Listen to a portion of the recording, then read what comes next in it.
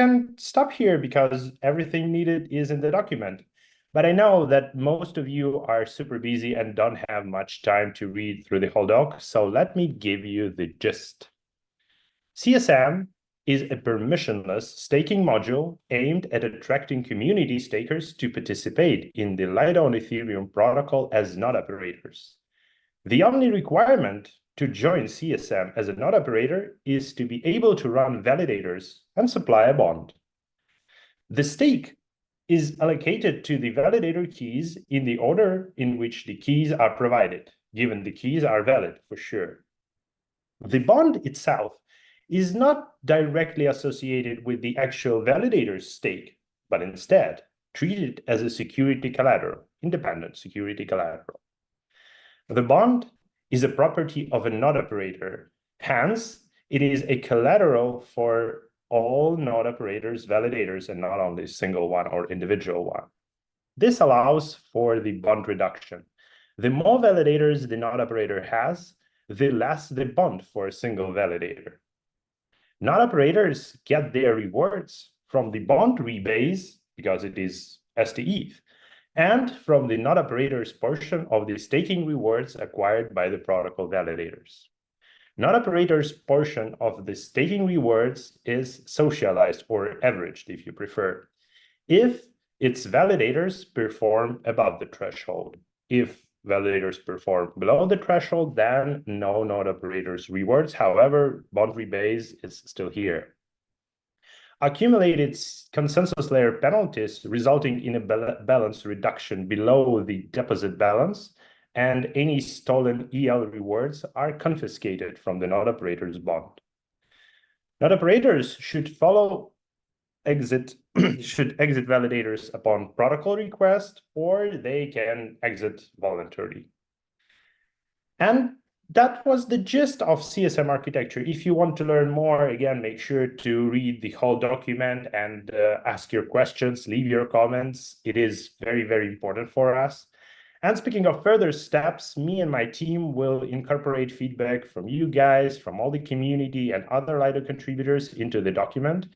And then we will proceed with the development of the actual module code. It was a great pleasure for me to share CSM updates with you. Thanks for having me here. Thanks, Dmitry. That was really fast, actually.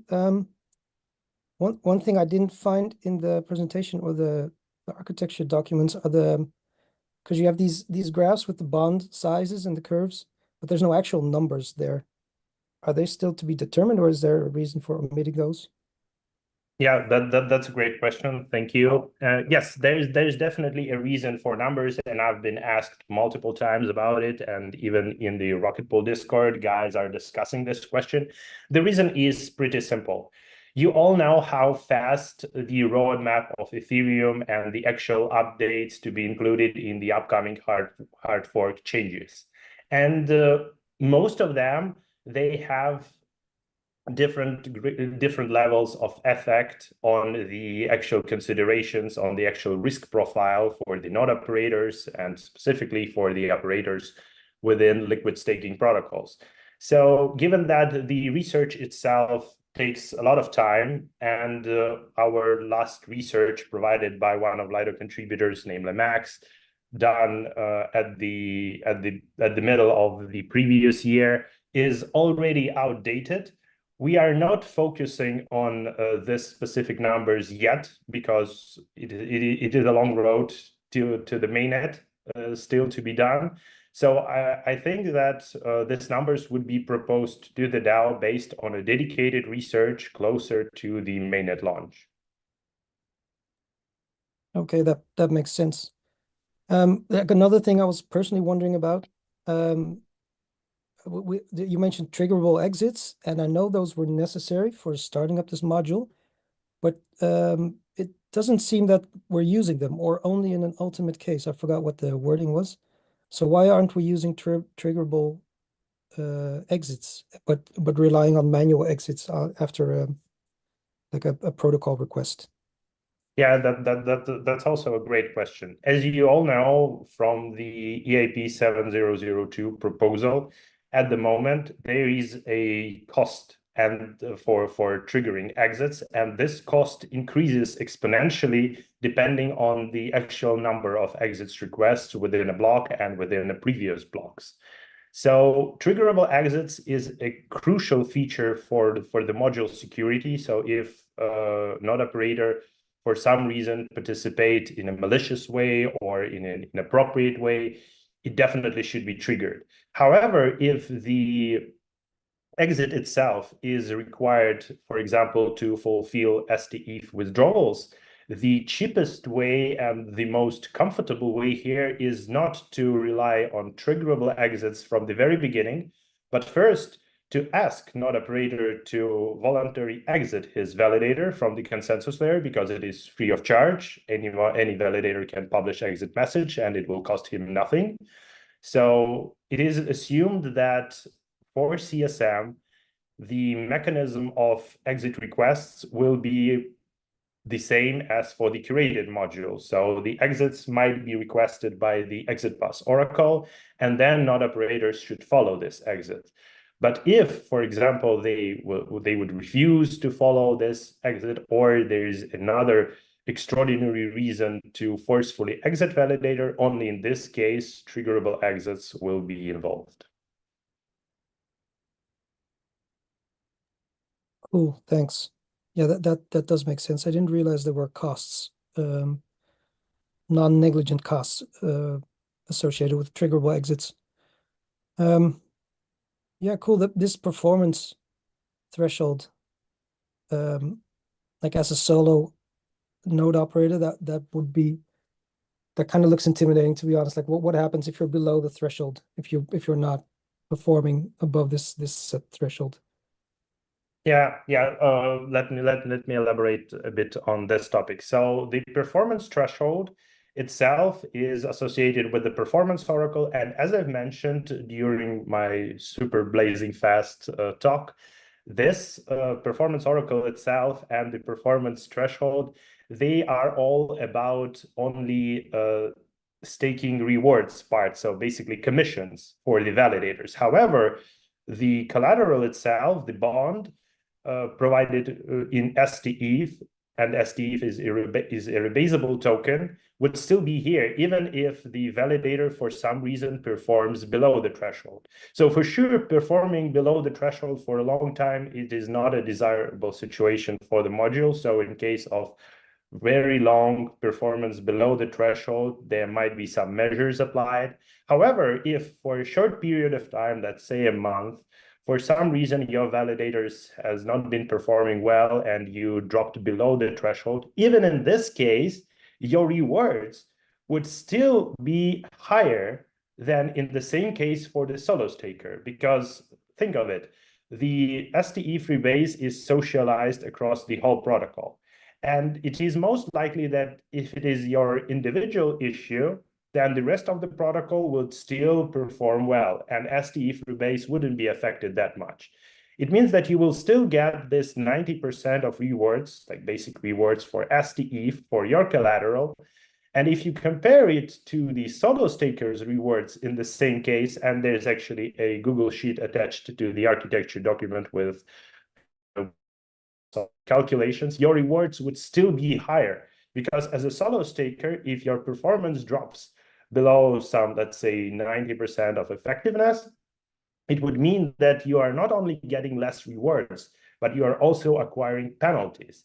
And in this case, even in this case, CSM rewards only from the bond rebase would still be higher than with the traditional solo staking.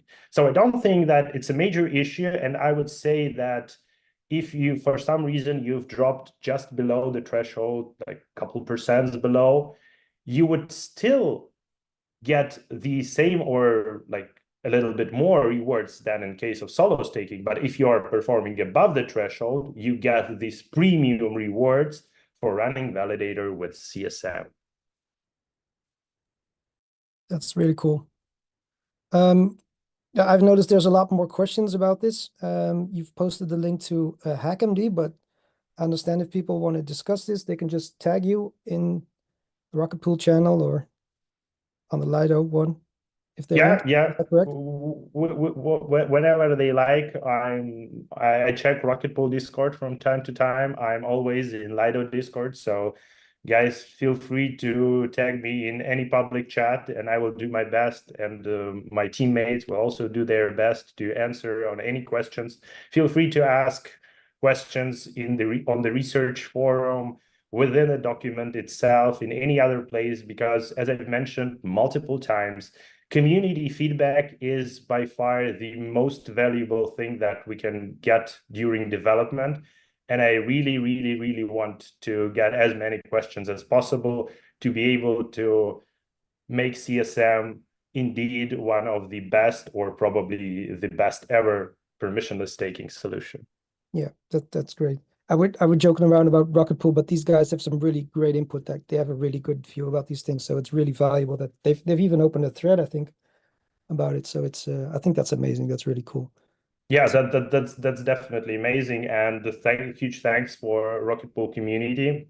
Again, their feedback is always valuable, and while reading their thread, I've already made some small corrections to the document, not in terms of the meaning, but in terms of explanations. And this thing about performance threshold and this calculations was added right after their comments. So huge thanks for the Rocket Pool community. Awesome. Awesome. Thanks, Dmitry, for that presentation. Let me check. There's no further questions in the chat. So I think we've got a small intermission. Speaking of value, we have an oat coming up. Do we have that on screen? There we go. Let me know when that's on screen. Yeah, we have an oat. You're free to check that out. The QR code, you can claim it. I'm not sure what you have to do. Scan it, click it, add it to your portfolio of valuable collectibles for the future. Points, that's what it's all about.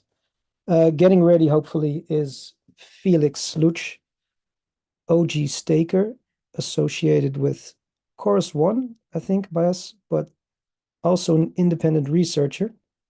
He received a Lego grant to do research about the staking router, and he's going to be sharing his findings about that.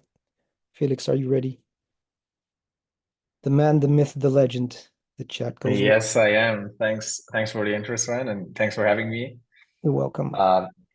Yeah, glad to be here. So, yeah, as I mentioned, I spent the last 2 or 3 months deep into the staking router, looking at like essentially, how the staking router works and how we can utilize it to distribute ETH to the different modules, right? So, as we all know, Lido is evolving. New modules are coming live. We just heard from Dmitry and Will about the two like main modules that are being worked on. One of them going live on mainnet already, and the other one basically coming into development. And so I will today talk a bit about my research and share my screen that everyone keeps telling me here in the chat right now. Getting ready, guys. Don't worry. Let me make sure I screen do it right. Okay, I do need to like give access to Zoom first. So bear with me for a second.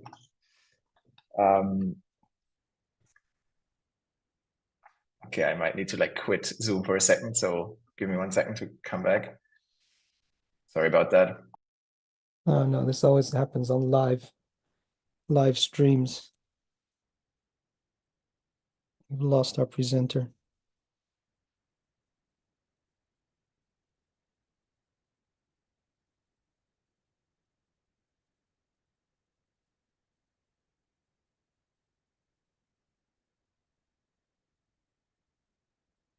There he is.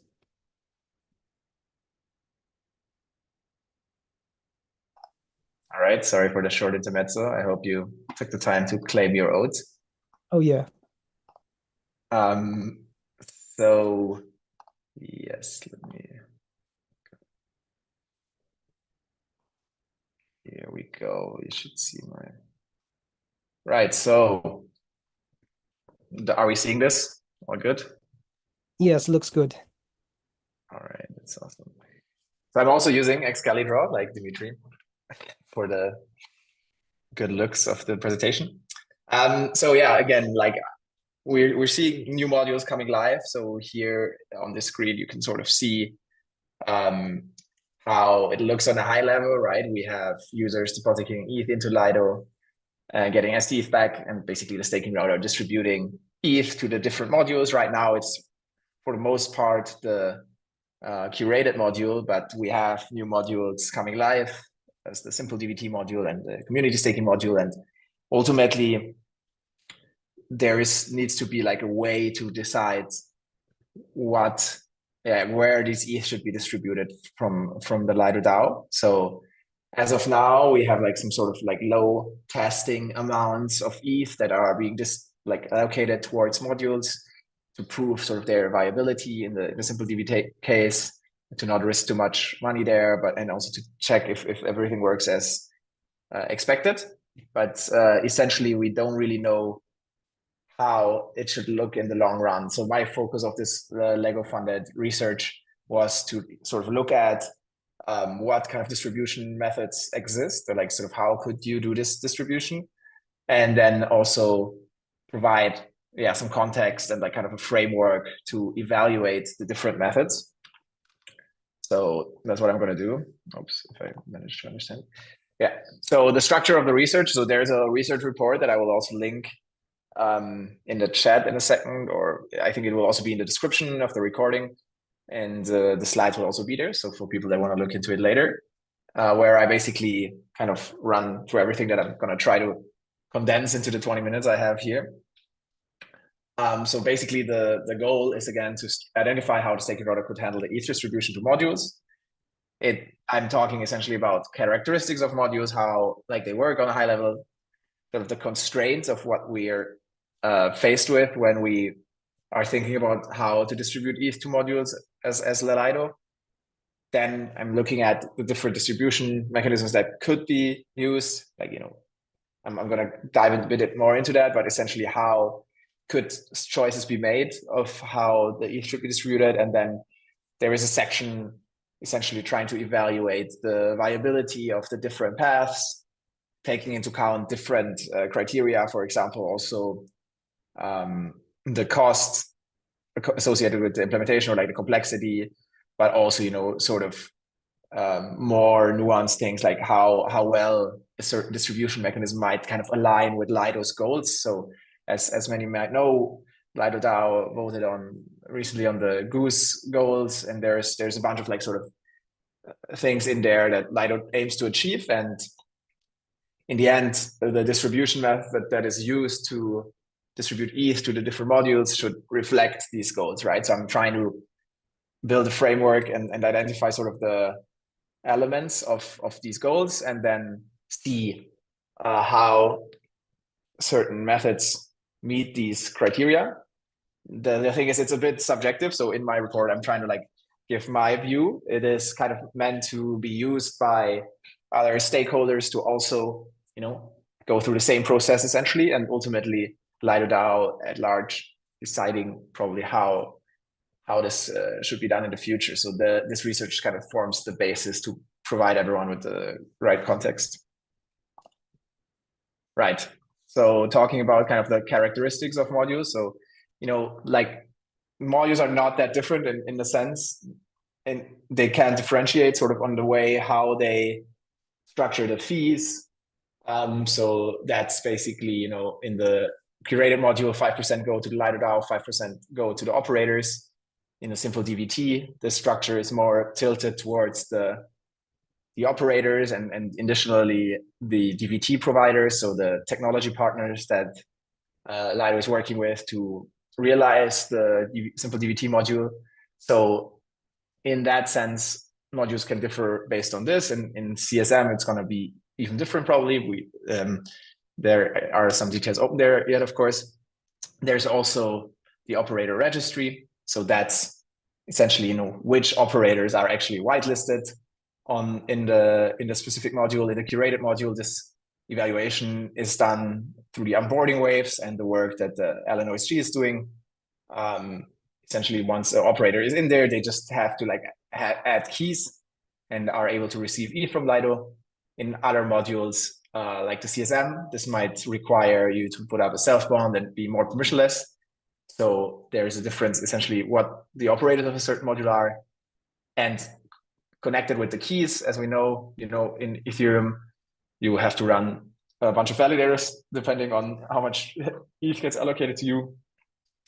A module essentially has a certain capacity of how many validators it can operate, depending on how many keys are provided by the underlying operators. So this is another thing that can be tracked or is tracked by the staking router actually, and potentially like limits of capacity could exist in the case of, let's say, the community staking module, when the bond is too high, or like operators don't have that much capital to put up for bond.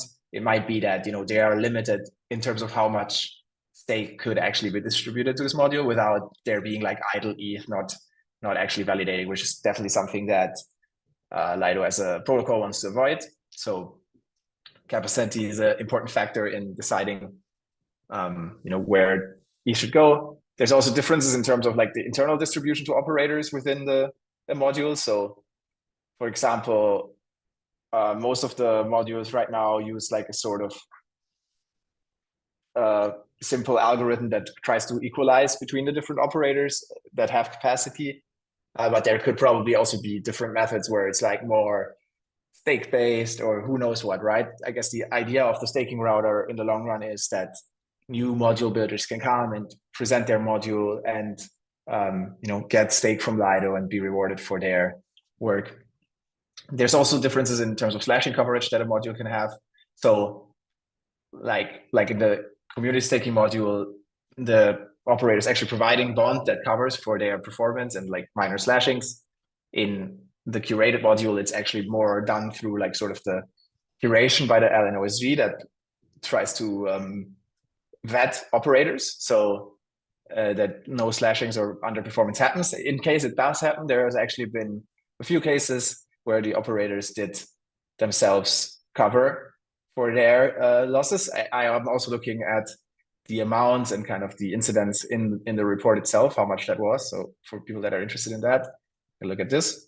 And ultimately, there's like a big thing that I kind of group under performance and decentralization metrics here, where the modules will obviously in the end differ in terms of how much APY they generate and maybe how much they contribute to decentralization metrics. It's not really clear, but one could like think of a sort of decentralization score or like have different dimensions of decentralization that a module contributes to. So obviously we want a diverse set of node operators, like geographically and jurisdictionally diverse, and have a bunch of solo stakers. So overall, the modules will differ there, and we might need, might want to take that into account if we think about how to give ETH to modules, which will end up with these operators. Right. So what are the constraints that we are facing sort of in this question of how ETH should be distributed to modules? Like one is the capacity. So as I already talked about, module operators in the end need to supply the validator keys to be able to like run Ethereum validators. This could be limiting if the module is very strict requirements or high self-bond. So this is one thing that the protocol needs to take into account. The other thing is the implications of the Ethereum queues, or like in general opportunity costs associated with the process of migrating stake between modules. So one of the things is right now, most of the ETH in Lido is already staked with the curated module.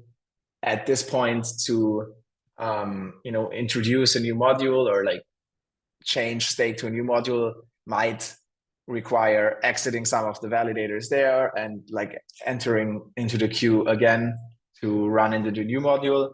I'm talking a bit more about this in the report. What are like sort of other paths that could exist? So for example, just using new stake that comes into Lido, or even alternative approaches in terms of like Ethereum supporting validator rotation or other ways that could achieve it. But in practice, it's likely that exiting and re-entering might be required if there is like a large migration of validators. And this comes at a cost to Lido DAO and the STETH holders. So it really needs to be considered when you think about how you want to decide on which modules get how much stake. In practice, I'm doing a sensitivity analysis. So I'm actually linking this sheet here, but obviously you won't be able to click the link right now. I'll again link everything in the notes or in the chat after this. Essentially, we're doing a sensitivity analysis in terms of what it would cost to migrate, for example, 5% of current Lido stake, which turns out to be around 14,500 validators, and at current ETH prices. So this sheet has like a bunch of inputs that I like updated yesterday. And at this around currently prevailing 3.5% APY, it would cost almost 1.5 million in terms of like opportunity cost to STETH stakers, that like collective of STETH stakers and their Lido DAO, that is lost basically by validators being idle in this migration process.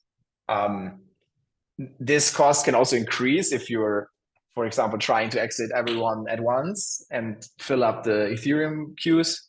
So in that case, you might like unnecessarily create opportunity costs, and obviously a good distribution method would avoid such a scenario and basically spread out the activations over time, and take a bunch of things into consideration. So for those who are interested, this is like an analysis I did with like some help also from Max from Lido. So thanks there for the help. And yeah, interesting kind of problem to look at. Right, finally, or like more or less towards the end, I'm looking at the actual ways how this distribution can be done. So I talked a lot about this, how should the ETH be distributed. Is essentially in crypto systems, we have a few options, especially related to stake. One is governance-based. So I'm trying to group them into like categories. One is like sort of governance-based, which means it's decided basically one by a committee that is being voted into by governance, or directly voted on by the LDO holders, for example. So it could be that I'm seeing something in the chat additionally. That you vote frequently on like this module should get 5%, the other one 5 and 10, and some sort of frequency this vote happens, let's say every year, and then it's updated, or some differences can exist there. So this is something that I'm trying to like outline what are the options there, and if you wanted to go with a governance-based method. There are also token-based methods. So it's like the most known one is probably the curve gauge. If people are familiar, like curve holders can essentially lock up their token and direct the rewards from the curve system towards different pools. So essentially, in a similar way, one could imagine that LDO or maybe even STETH could be used to determine where the ETH that is deposited into Lido, to which module it goes towards. So essentially, it could look like the token holders decide which modules they want to like support. There are questions here around like how should it increase the voting power if you lock your tokens for longer. So this is actually a way also of giving like some sort of token utility potentially to LDO. But as we know from Curve, derivative structures can emerge from like sort of a system like this, with the Curve wars and like bribes and convex or other protocols that are basically then some sort of protocol that tries to optimize it for the users, that they don't need to lock up so long their tokens and get liquidity on them. So it is a bit of a question if you want that. That's kind of a downside of this system, but again, it is relatively flexible. So that might be interesting. And then the other method that I'm predominantly looking at is like kind of algorithmic approach. So essentially trying to score modules on basis of a bunch of variables. Most importantly, probably like state concentration of the operators within the module, the soft and like kind of hardware distribution. So, where is the hardware running? What sort of clients are they running? The performance, like attestation rate, skin in the game, such as like bonds. So an algorithm might be developed to try and score which module performs best on these dimensions, and try to essentially have that take the distribution, or have that determine the distribution.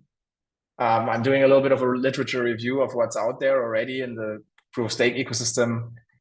Most notably also research done for Lego on this dimension in Ethereum. So that's like a really interesting one. Rated also has done a lot of work here. And then there's other like projects in the Solana and Cosmos ecosystem predominantly that have looked at this, trying to like find on-chain metrics that you could use essentially to determine stake distribution. And then there's finally like sort of a hybrid of these methods. So you might have a curve system on the algorithm, which gets like, I guess, a bit complicated and maybe a bit too overkill, but like kind of interesting to think about. So one of the issues, and that's kind of goes into the evaluation part, is that obviously the easiest path is doing like the governance-based one. And so you can basically like, has little overhead. It can be like implement fuzzy factors that maybe aren't going to be able to be caught by data that needs to be on chain. And maybe it's less over indexing on performance like a token based system might be. So that is probably a good status quo. But essentially in this evaluation, I'm trying to look at other factors that might impact which kind of path the Lido DAO should follow. And that's obviously like kind of a stakeholder decision that's pretty important. So the final sort of chapter of this research looks at the goals and tries to like score the different distribution styles on sort of how well they hit these goals. So one is like contributor growth, right? We want Lido DAO to be decentralized and have different teams contributing to it. So which of the distribution methods, so the way teams are attracted is probably through being paid in the long run and having like a business model.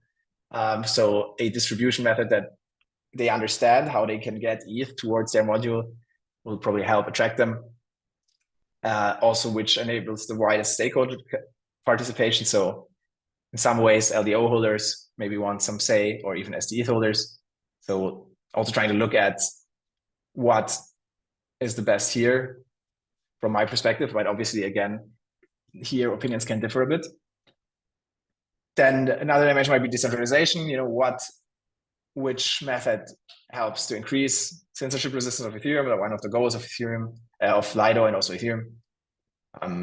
And how resilient is the system to corruption? So for example, if it's like a governance system, but there's like a committee of 3 people, maybe they could be bribed to change like sort of the votes towards a module that pays them a bribe or of sorts, and then disregarding some of these other things. So that can be a problem. Also performance, in the end, as the ETH holders care about like the rewards they're getting, and they're staking with Lido because of like the security and also obviously the well-performing node operators. So we're trying to like look into like what could be the best to like increase the APY. This might also actually mean considering the opportunity cost of the migrations I've talked about, but can also like take into account things like restaking or alternative ways of earning additional yields, essentially. And then ultimately, like one of the most important ones, probably the risk, like which method. Obviously, there's like a lot of money within Lido, and bugs and other like risky things could like impact this. So we need to evaluate which sort of method is the least prone to risks. And so probably like a simple system does better here on this dimension because it is like easier to understand. And but there's a bunch of things in this category that one needs to like look at. So yeah, again, thanks for letting me present on this. I hope I brought some interesting points up and getting people interested to read the entire thing. So it's like a research report.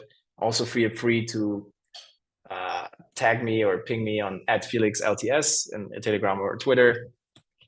I should have written this somewhere here, but I think hopefully people get that. Yeah, overall, I think the conclusion of the report is, Lido is evolving. We have new modules going live, simple DVT, and like new modules in development, like community staking. There needs to be a clear method for how we distribute the stake to these modules. Yeah, the research report tries to look at those ways and tries to like kind of lay a groundwork to help the Lido DAO move forward. I think Stake Router is really great invention and great design. So like, yeah, hopeful to see it flourish. And yeah, thanks so much to Lego for funding the research and for you guys to have me on presenting here. Open to take questions, or if we have the time. I don't know how long I actually took right now. No, we have some time, Felix. Thanks first of all for the presentation and the research, of course. I was a bit surprised by the cost of migration. You added those in one of the earlier sheets. Yeah, they're quite massive. Could you go back to that? That's migrating. I think it was 14,000. Yeah, I can even like if I can maybe even share no, sorry, not this, the sensitivity analysis directly. So we essentially looking at some different scenarios of APYs and validators that are being migrated, taking into account sort of the entire exit queue. So you need like 27 hours to exit a validator plus whatever the queue is. And there's a bunch of things that need to happen for an exit to actually happen. So we're trying to add up this minimal time, and basically then in that time you're not earning rewards. So like we're multiplying that by the reward of that APY, and it comes out at like pretty much, because I guess in the end there's a lot of stake in Lido. So if you just churn 5%, that's actually quite a lot of it's billions of dollars. So yes. It turns out to be quite expensive to do something like this. Yeah, and the queue isn't even that long currently, I think. Although the sweep there's a lot of active validators, like almost 1 million, I think, or maybe over 1 million already. So Exactly. the sweep is like, I think it's 8 days. We've seen some massive withdrawals in the past week. Like they're all just a few small, I think 3 or 4 small large addresses doing withdrawals, and they all, I don't know, maybe they call each other. They all did it in the same week.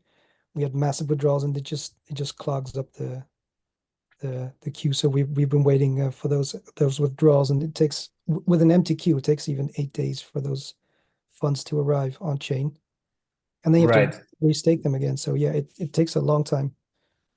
Yeah, so probably this is even like a minimal scenario, right? It's like in practice it might be 2 or 3 times that in like sort of opportunity cost if you.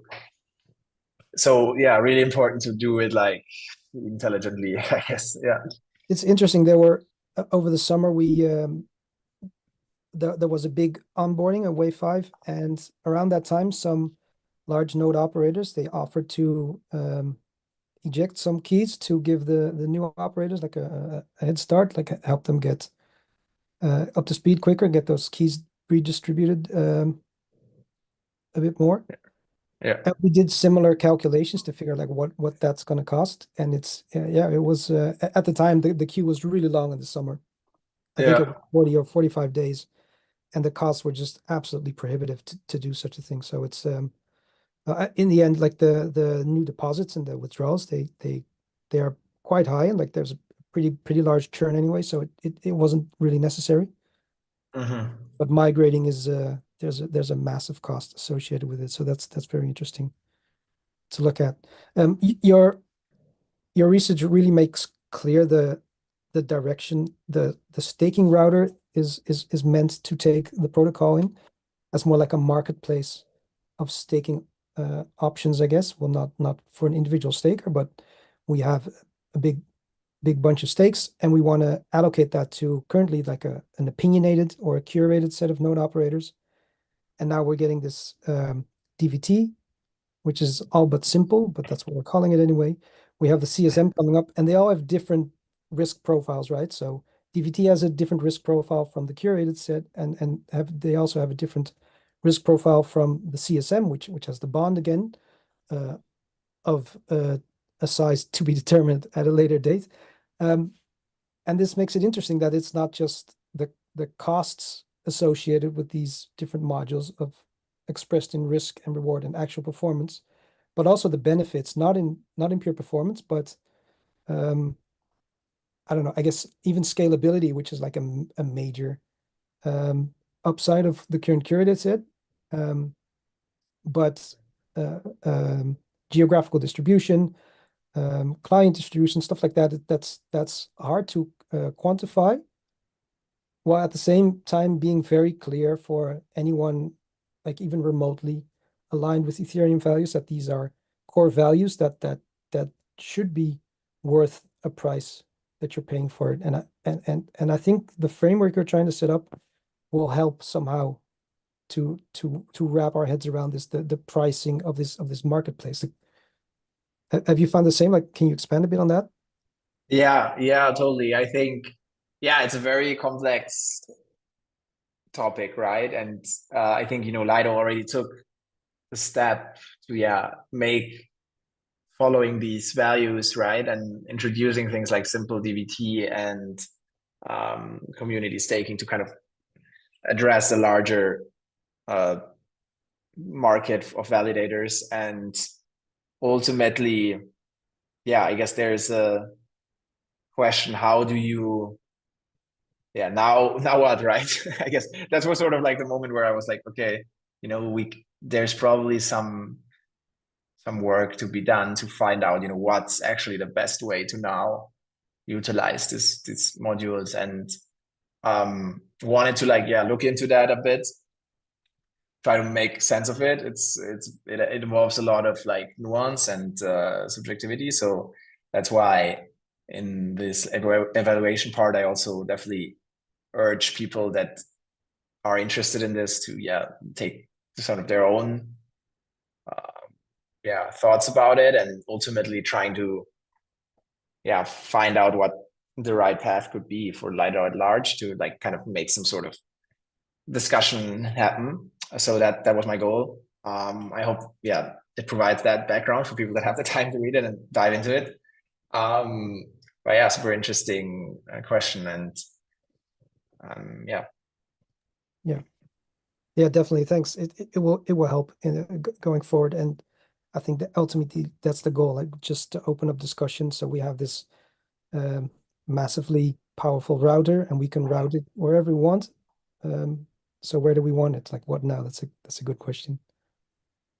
Looking at the time, thanks again, Felix. I'll tell you guys what now.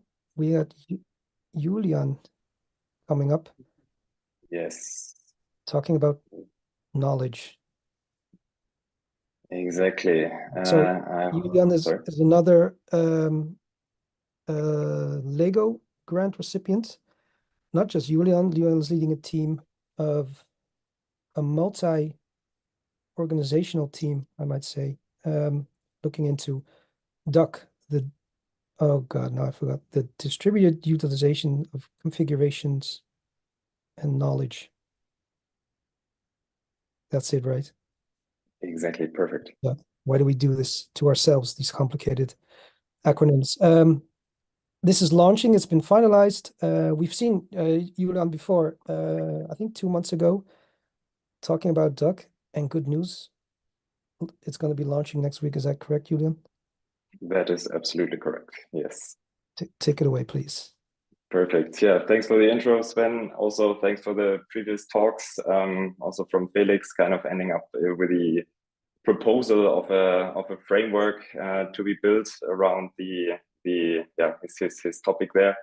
I think I would like to pick up the ball there as well, as we have been working since a while on also a framework for node operators to yeah, which is called actually Duck. And as Sven just tried to, or successfully figured out what stands behind that, just also quick recap for everybody else. It's the distributed utilization of configurations and knowledge. And what does that all mean? We wanted to build a knowledge base that actually empowers operators to achieve operational excellence. And that is open source initiative. And behind me, as Sven also mentioned, it's not just me, of course. I'm happily representing a big team that actually contributed to all the contents and expertise that we try to put together in the best form for you to use. And yeah, we are now close to the alpha release, launching next week after a lot of work going into that. And yeah, I would like to shortly give you an overview where we are and kind of what we achieved over the journey of Duck.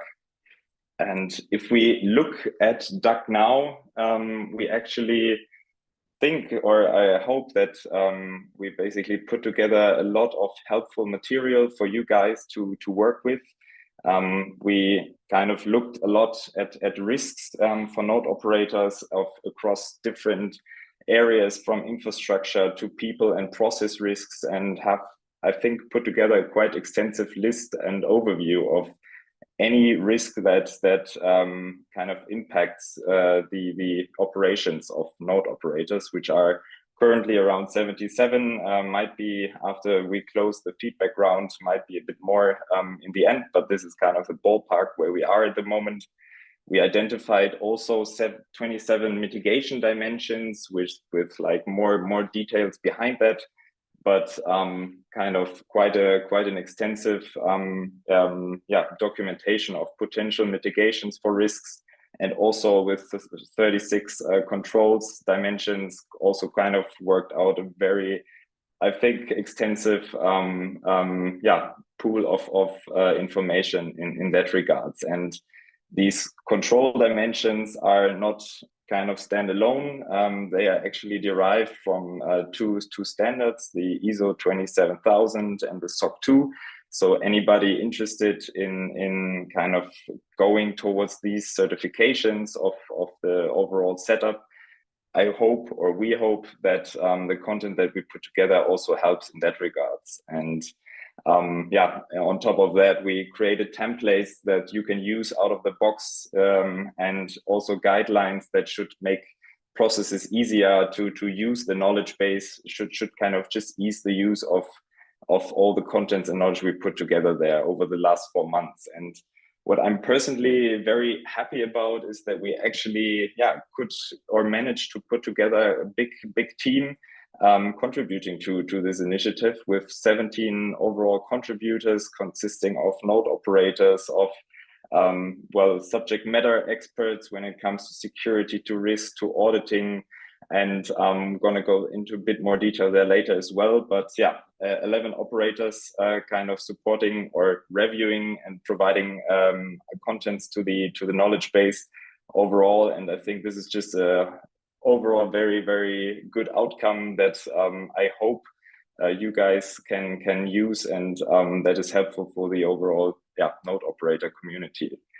And with mentioning the operators and teams that got involved, I would just use a quick second to also mention them, because it's it was quite a big piece of work that kind of went into this knowledge base, with the core team building the kind of foundation and putting together all the foundational work when it comes to the mitigation, controls, and risks, and all the contributors from the Lido node operator pool and beyond, reviewing, providing very detailed feedback to what we've created, and actually kind of making it even, or giving us the feedback we needed to make it even more better. And just wanted to kind of give a big shout out to everyone contributing, or everyone who contributed to this piece of work. So that was really good, and big thanks to all.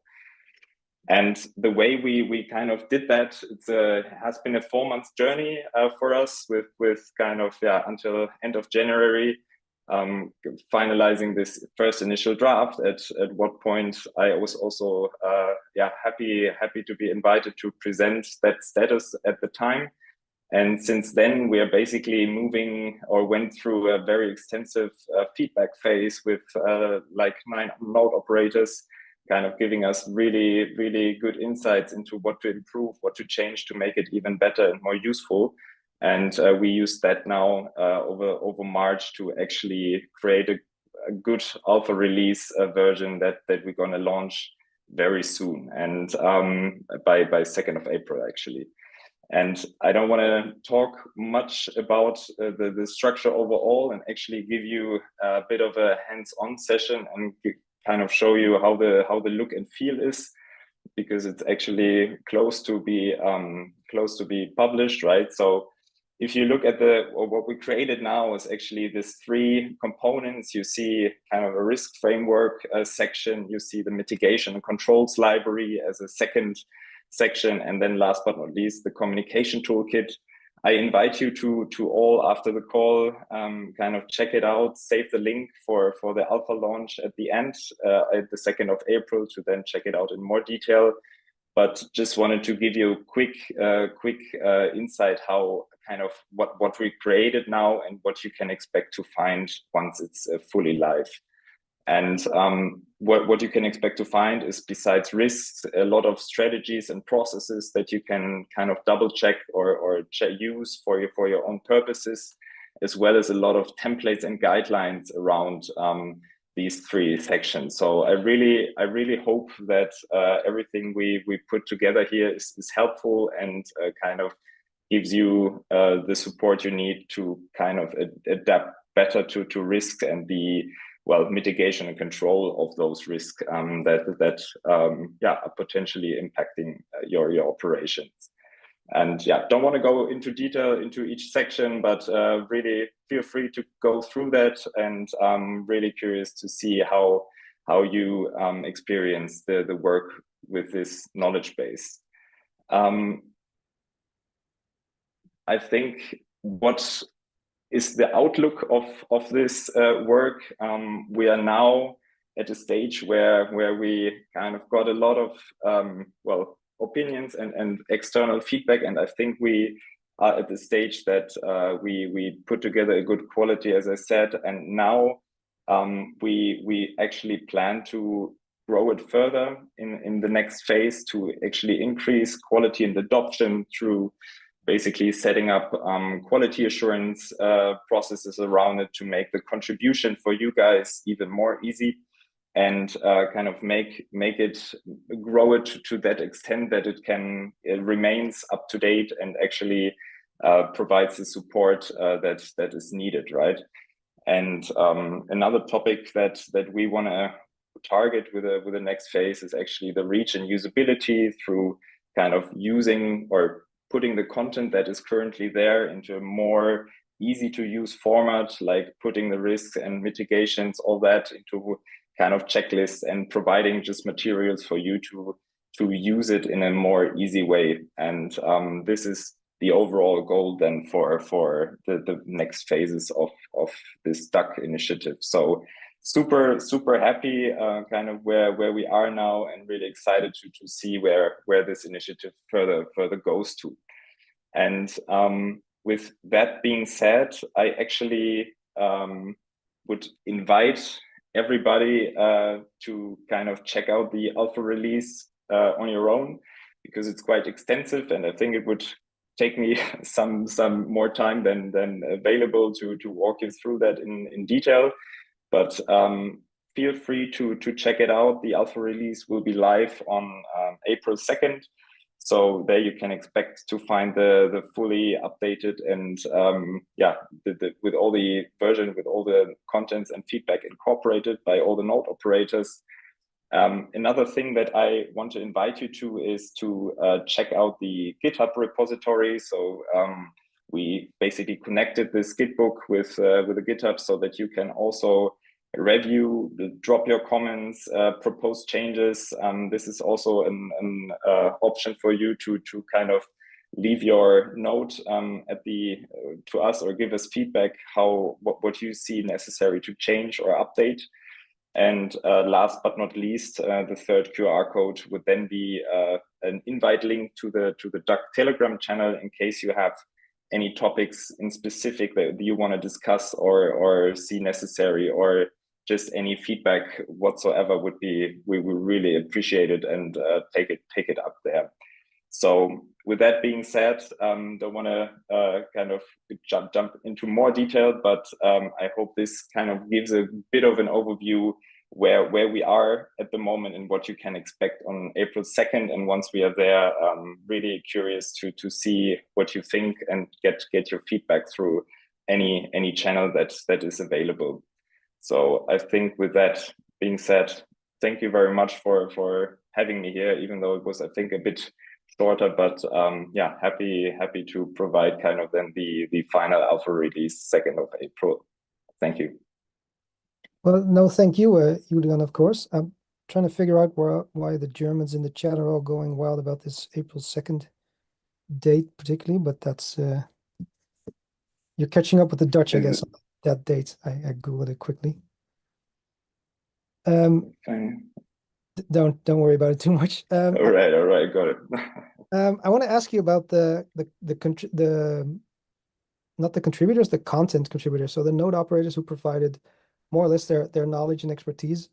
There's, I think, 8 or 9 of these node operators. They put in a lot of effort already. Like that's amazing. And like the value of this, how many are there? 3, 4, 5, 6, and 9.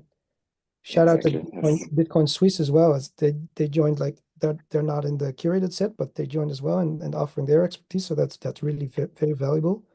Really makes it clear that this is like a standalone platform, right? We're not trying to make this a Lido thing, but a standalone Duck platform that lives on its own. That's exactly. This duck needs to fly solo, I guess. Exactly. Yes.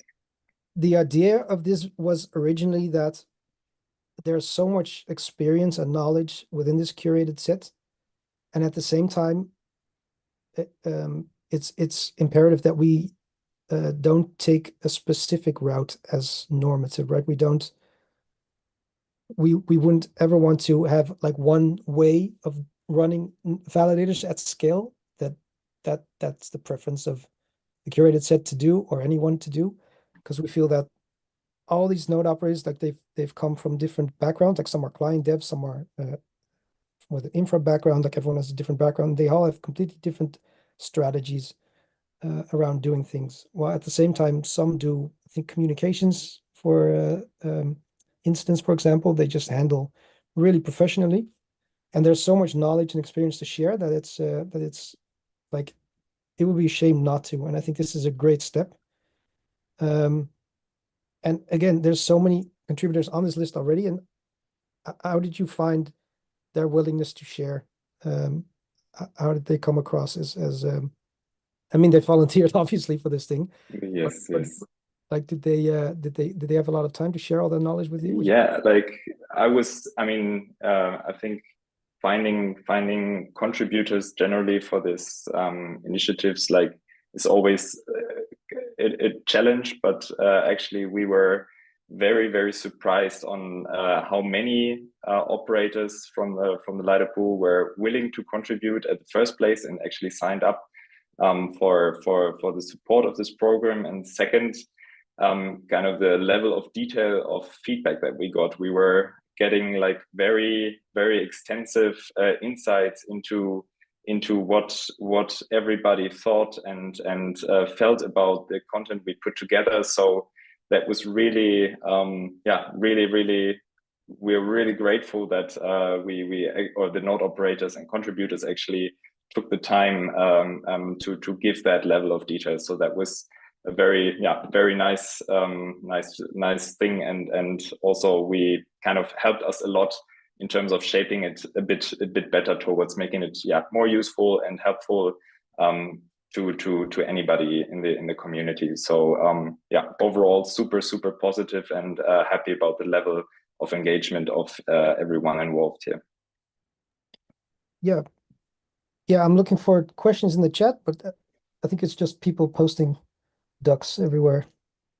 I think people are excited. Perfect. Yeah, so I guess we're rounding it off for this month. I'd like to thank all our presenters, of course, Will and Dmitry, Felix and Julian again. Thank the viewers at home. Don't forget to like and subscribe, people. And I'd like to see everyone in a month again. We do these things on the last or the second to last Tuesday of the month, always on the Tuesday and always at 5 UTC. So follow our Twitter accounts because we always post it there. So again, thank you everyone, and closing it off, and see you next month. Bye, guys. Thanks, everyone. Bye bye.